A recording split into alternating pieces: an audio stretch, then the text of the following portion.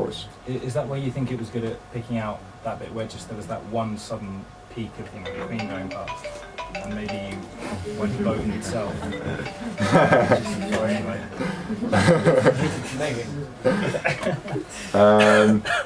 Yeah, so like the types of videos that I used are really like that. I particularly chose YouTube. I particularly chose the Jubilee because it had that kind of content where people were just waving around their camera, waiting for a queen to pass by, and the queen passing by is clear that's what everyone's after. Whereas if you talk about content from Burning Man, for example, you might be interested in the hot chick hula hooping there, whereas he is very interested in the cool art cars. So yeah, there's a lot more complexity than how I've looked at it so far. Yeah. Yeah, in the talk you mentioned the motivation that a user could have in order to deal with the interface. Have you thought about any possible motivation for a user to see two videos at the same time? Because if I watch a YouTube video, yeah, how can I know when it's going to be the interesting bits going to happen? You know what I'm saying? Yeah, you never know. The thing is that if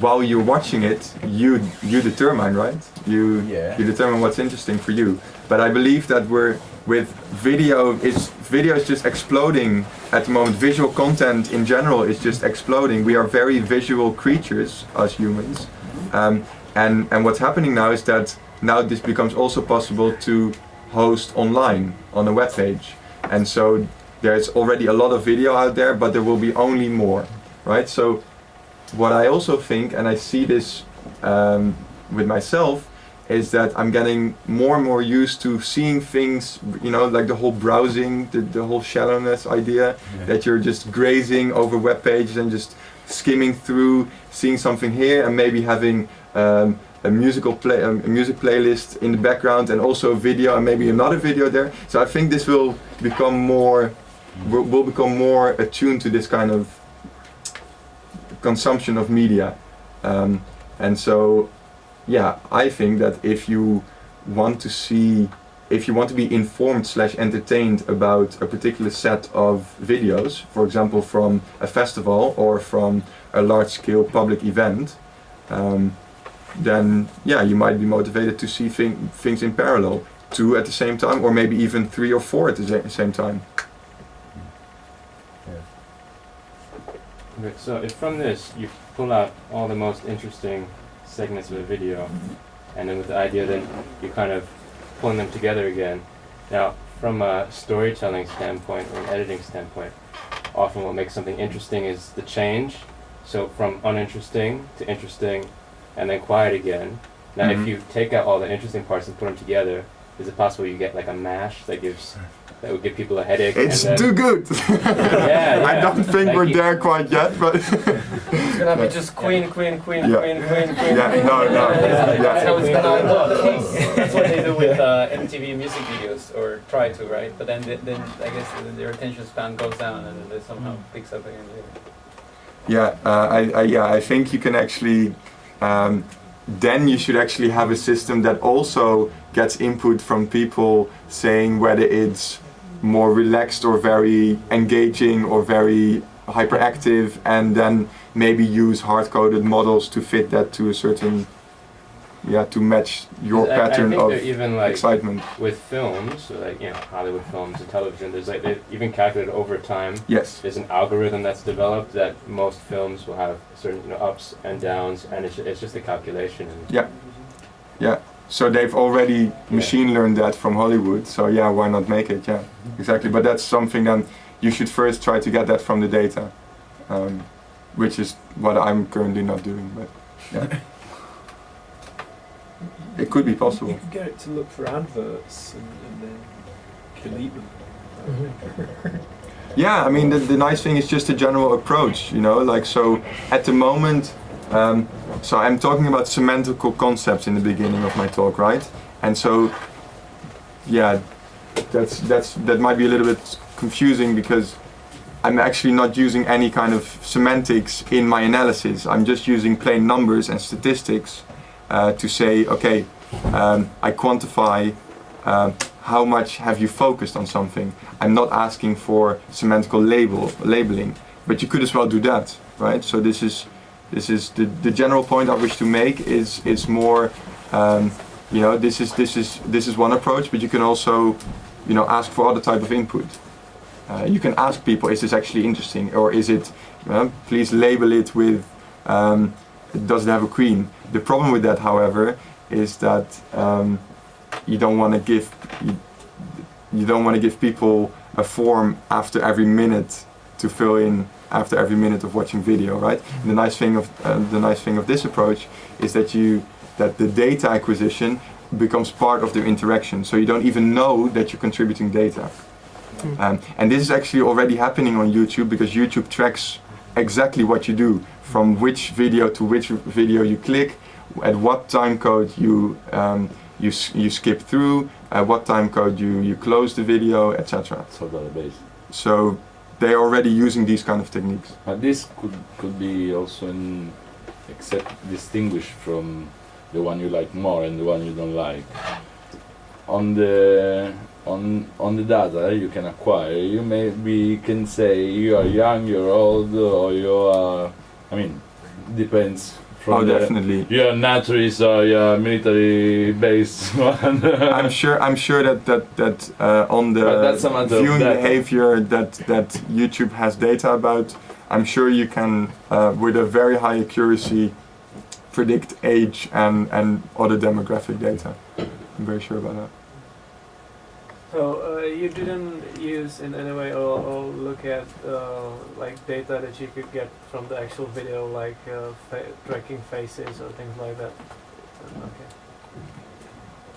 Yeah, in the end you can of course sort of see a combination of the two. Yeah, right? You can also have the human computation. That like means it's the brain that is tracing the faces. Yeah, well, I mean, if you make it into some sort of game, and then you can start to talk about gamification, that kind of stuff.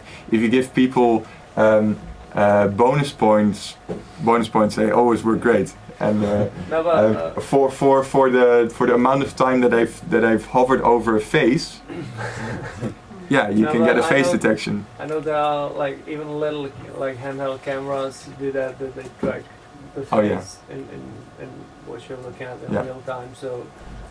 It exists already, so yes, definitely. It's a little bit hard to do it in a web browser, but even that is becoming possible. Yeah. Is there other questions, or shall we move on to the next presentation? Is this gonna have development, or is just what you've done and that's all? I would like to continue to develop this. I mean, the group. For you, that is, I mean, it's actually a personal study, this, because it's not coming from a group. But the group, you need the group to do this study. So probably we can do, you know, a testing place where we, the group, can help you. Yeah. Well, my main intention to demo this is mainly just to show you what's possible and what I've worked on. To also give you an idea of what is possible with popcorn, yeah. So for the people who like the idea of making video interactive, looking into a timeline and firing off different kinds of events within a web browser, you should really look at Mozilla Popcorn. popcornjs.org is the website about the JavaScript library, and they have quite a nice documentation here online, and a lot of nice projects featured here. So if this is something, if this is why you're here, if you're into online video and doing stuff on the web, then I really recommend looking at popcorn.js. yeah, and let's talk about whether there's interest in a workshop about this. You made that one? No, I did not make Popcorn Jet. Okay. No. This is Mozilla. This is made by Mozilla. That's the sort of thing people are interested in, a workshop in this. Yeah. I'm sure of that. Yeah. What sort of level of fluency do you need with something like JavaScript before you can just jump in and stuff? Very, very basic. They have very good examples, and well, if you want really basic, you can use Popcorn Maker, and Popcorn Maker is really, really great. It's basically enhance video and audio you find on the web by layering in your favorite web services and then sharing these remixes with the world. Imagine we're creating a newscast. Here's a pop-up. Here's an image. Here's a Wikipedia article about Africa. Here's a map of Africa. Get it? You can use Popcorn Maker to add context and information, or let your audience visualize the neighborhood in a radio piece, or let them know where a video took place, or how to cook your favorite food. By mixing your audio and video with content from across the web, the creative possibilities are endless. Your work can then live inside your favorite blogging platform. Just paste in Popcorn Maker's simple embed code. To get started, choose your favorite YouTube, Vimeo, SoundCloud, or HTML5 media file and put it into Popcorn Maker's media source field. Once you've done that, your media will now control the action. Get started by taking our tutorial now. So this is just point and click, and 10-year-old kids can do this, so this is great. And I recommend everyone to have a look if you want to make interactive video. And then if you want to build something custom, like I did in my project, or something way more simple than that, or way more advanced, you can actually use the JavaScript library, which is called popcorn.js. Cool.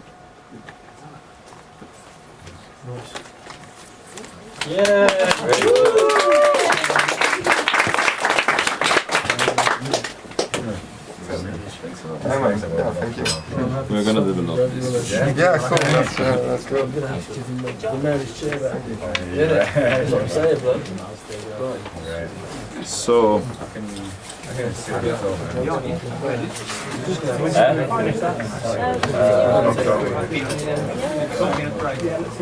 to go down at all? They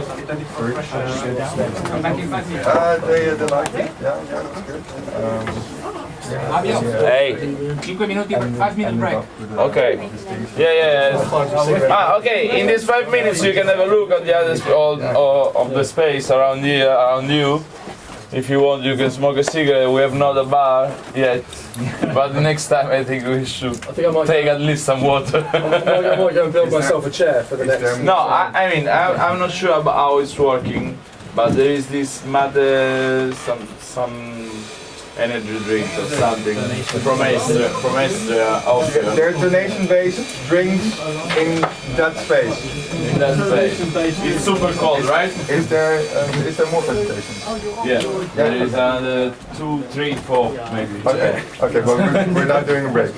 No, we are doing a break every presentation because the presentations are between 15 and 25, so we need just time to. Yeah. It's the same you've seen online if you saw. Just get VideoHackSpace installed. Yes. Cool. Are you talking? You know, the thing I was saying you about the augmented reality, you could be working on some popcorn. Yeah. I've done a lot of stuff in augmented reality. You should have told me. I think for the basic things we should stay on basic level. Yeah. And developing more. Yeah, of course, man. I've got tons of stuff on augmented reality. That's what I do for a job.